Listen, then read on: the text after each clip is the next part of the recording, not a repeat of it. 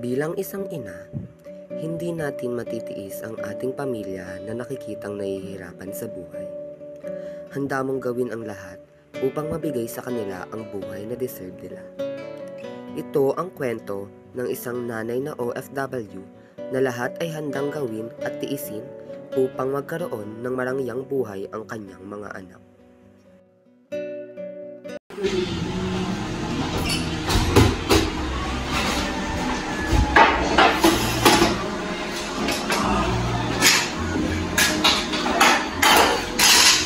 Jenny, wala na namang ulam.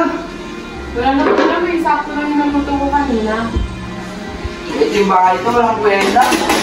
Isot wala ka na ng trabaho, tapos palibisyo mo pa. Wala na nga tayo makain eh. Tapos uuwi ka dito, nagdadabog, maghahanap ka ng ulam natin. Maghanap ka kaya ng trabaho mo. Away nga naman kayo ng away, mapa. Ano ba yan, ma? Bakit pa kayo nag-aaway? Toksing tatay mo. Yung nanay mo, kumapagsalita ka, alam mo, nagagaw pa na yung pagiging nanay niya. Sila ba kayo matatapos sa away niyo? Tulog na nga lang. Kumuna kayo mga anak.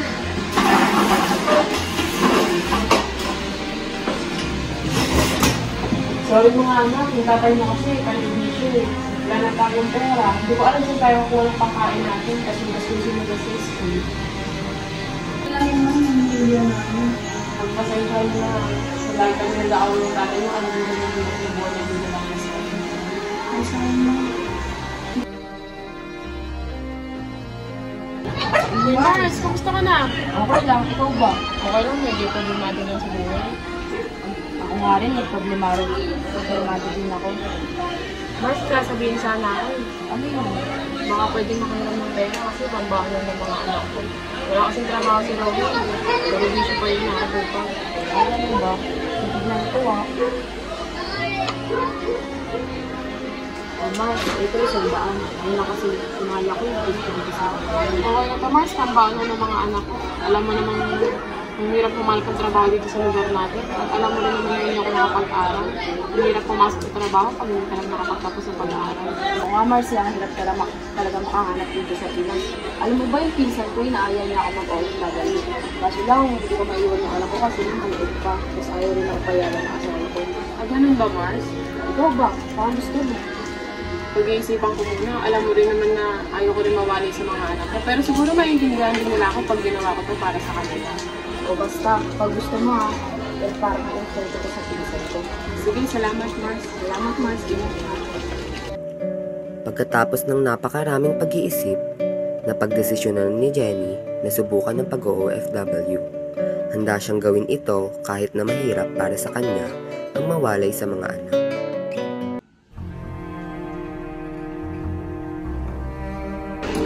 Kailangan ko itong gawin para sa inyong mga anak. Para makapagtapos kayo ng pag-aaral at magkaroon din ng buhay ng kita. Hayaan niyo magpapadala ako sa tatay niyo ng pera. Ang sahod ko magpapadala. Anak, ang tatay niyo muna ang bahala sa inyo. Siya muna ang babantay sa inyo. Opo, maintindihan po namin. Nag-aaral kami ni Kuya ng maayos para panabukasan namin. Para hindi masayang yung pagkakos mo. Ayusin niyo ang pag-aaral mga anak ha. Mag-miss ka namin. Buti naman, naalis ka na. Gagang po namin pagiging nanay dyan sa mga yan. Ang kapal talaga ng mukha mo no? Bantayan mo itong mga bata at ingatan mo itong mga Ipapadala ko ng pera para sa kanila. Hindi kita papadala para sa sarili. Puro ka na lang bisyo, yan na lang gawin mo. Pwede, lumayas ka na.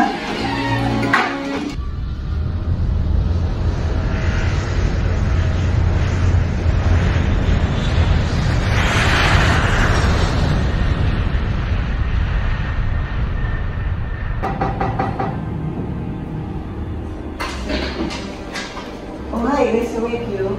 Good evening, ma'am, sir. Are you our roommate? Yes po, ma'am. Okay, you should rest first and I will put you. Thank you po, ma'am. This is our house and I will show you the room first.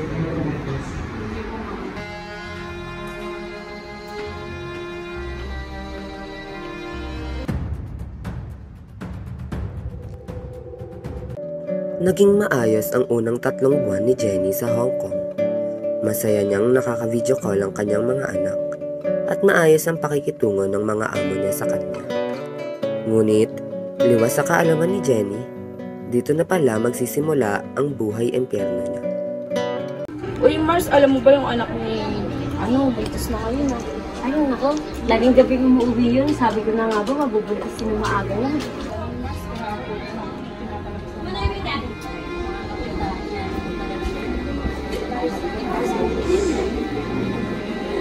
Sino? Si Claire. Bakit kasama si Claire? Mars, baka kabit. Ano? Kasi Max, anak niya. Tara.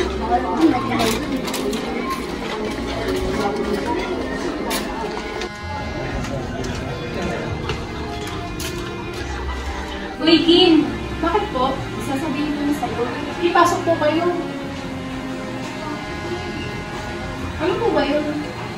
Alam mo ba? Nakita namin yung papa mo. Kasama niya si Claire. Totoo po ba? Nakakabay ka. Ano nga? Kawawa naman yung mama mo. Nagtatrabaho ko sa Apple, tapos hindi ako lang siya ng papa mo. Siguro sasabihin ko na lang po kay mama. Salamat po sa pagsabi ah. Eh, po tatawag ako na. Basta ka, sabihan mo yung mama mo Sige po, salamat. Nagmama na sa akin ng kami, biglang dapat tayo.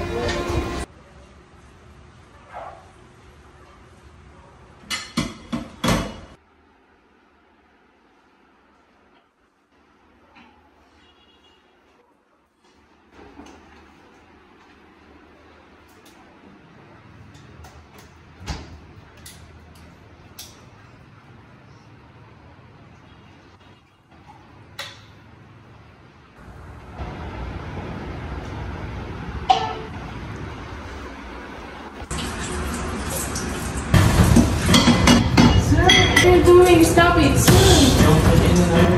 What are you doing? Let's go somewhere else. Sir, what are you doing? Stop it, sir! What are you doing? Stop it, sir! Sir, stop it! Don't do this to me, sir! Sir! Jenny, Yes po, ma'am. can you make a cup of tea, please? Okay po, ma'am.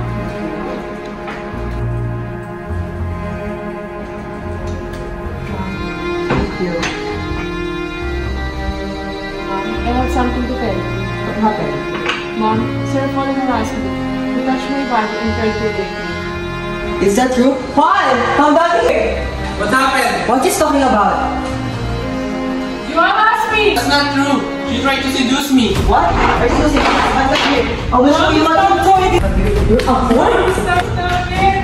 Stop! Mom, stop it! No, you deserve this. Mom! Kaya si mama. Lang, siya na lang para lang. Wala na yun. Iwan na tayo. Hindi na babalik. Hoy, ano mga pinagsasabi niyo? Yung mama niyo, hindi na babalik dito yun. Iiwan na tayo nun. Yan totoo. Hindi mo naman siya katulad. Bahala kayo dyan. Iinom na lang ako. Baka nga tama si Papa. Iiwan na tayo ni Mama. Hindi yun totoo. Nagpunta si Mama sa Hong Kong para sa ating dalawa. Para sa kinabukasan natin. Kaya ipipilit mo, iniwan na tayo ni Mama. Hindi yun totoo. Huwag ka maniwala kay Papa. Bahala ka, paniwalaan mo yung gusto mong paniwalaan. Habang tinitiis ni Jenny ang lahat ng kanyang paghihirap sa ibang bansa, nag-iiba na rin ang takbo ng buhay ng pamilya niya sa Pilipinas.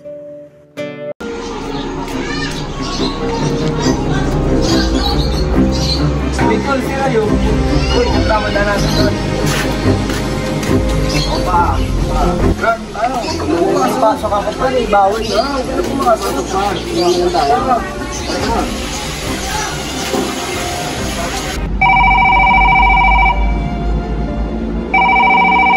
Si Mama tumatawag. Hello, Ma? Hello, na? Kamusta ka, Ma? Okay lang ako, na. Nagkaroon lang ng problema. Pero okay na ngayon. Pasensya na, hindi ako nakapagpadala ka agad ng pera. Ang dami nangyari nung hindi ka nagparamdam, Ma. Akala ko kung ano nangyari sa'yo dyan. Kayo, kamusta na kayo dyan? Okay lang naman po ako. Pero ang ingat nang wala ka, Ma. Si Kuya naging bulakbol na. Kala niyo, iniwan na lang kami. Si Papa naman, nakita nila aling Dewang kasama niya natin mo. Pasensya na talaga, na. Hindi ko alam kung anong gagawin ko eh. Ma? Umiiyak ka ba? Hindi na, may sipon lang ako. Sige na, kailangan ko na magtrabaho. Papadalan ko na lang kayo. Mag-iingat ka dyan, ha. Gusto kita. I love you po. Patuloy pa ring lumalaban sa hirap si Jenny at inilihim muna sa pamilya ang hirap na kanyang dinadanas sa ibang bansa. Patuloy siyang nagtrabaho kahit na minamaltrato siya ng kanyang mga amo, makapag-ipon lang para makauwi na sa Pilipinas. Hindi niya man alam kung anong buhay ang madadatnan niya sa Pilipinas. Wala na siyang ibang inisip kundi ang makita ang kanyang mga anak.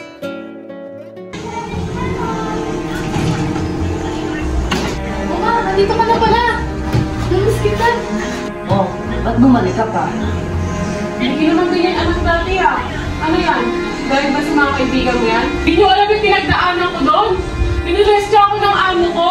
Tiniis ko hindi kumain ng 1 linggo. Tapos, pagbalik ko, gaganyanin mo ako. Lahat sinakripisyo ko para sa inyo magkapatid. Anong klase kang anak para ganyanin mo ako? Hindi nyo alam lahat ng dinanas ko doon. Pinagtiisan ko. Huwag lang kayo mawala ng suporta kasi gusto ko makapag-aral kayo. Tapos gaganyanin mo ako.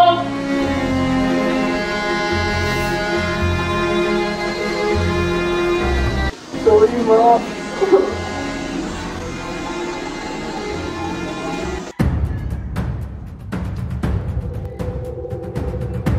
Maray, nakauwi ka na Jenny. Nakauwi ka na pala.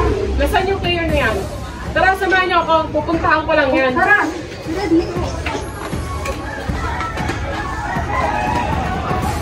Di Mari, nakauwi ka na pala.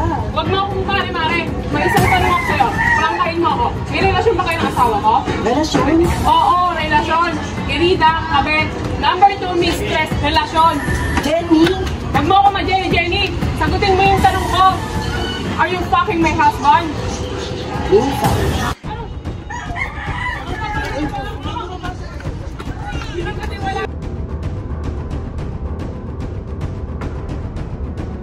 Tapos ganyan gagawin mo sa akin. Kaibigan ko naman din kita. Alam mo ako. Nagkapagyan mo pa yung kabit mo. Nagsama kayo mga walang kwenta. Oo, nag-iskandalo ko dito. Nakapal ng mga mukha nyo. Pinalayas ni Jenny ang kanyang asawa at napagdesisyonan na lang nilang magpamilya na magsimula muli kahit na wala na ang kanilang haligi ng tahanan. Naging masaya sila at nagsimula muli gamit ng perang naipon ni Jenny mula sa pagtatrabaho. Ito ang kwento ng karamihan sa OFW. Marami sa kanila ang minamaltrato ng mga amo, niloloko ng asawa sa Pilipinas at napapalayo sa kanila ang loob ng kanilang anak. Ngunit hindi sumuko sa buhay. Bagkus, ay ginawa nila itong inspirasyon upang mas lalo pang maging matatag at matibay para sa kanilang minamahal sa buhay.